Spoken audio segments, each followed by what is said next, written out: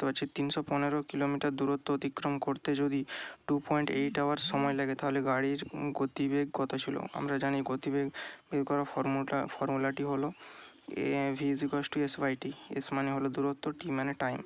আমরা এখানে অপশানগুলি থেকে দেখতে পাচ্ছি যে এখানে অ্যান্সারটি মিটার পার সেকেন্ডে আছে, কিন্তু এখানে আমাদেরকে অঙ্কে দেওয়া হয়েছে কিলোমিটার আওয়ার।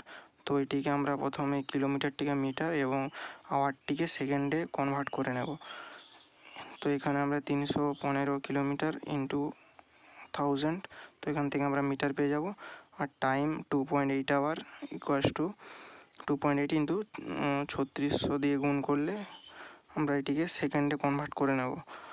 এরপর আমরা এই মানগুলিকে ফর্মুলাতে দিয়ে দিলে অ্যান্সারটি বেরিয়ে যাবে। তো আমাদের অ্যান্সারটি হয়ে গেল 31.25 মিটার পার সেকেন্ড। এখানে আমাদের সঠিক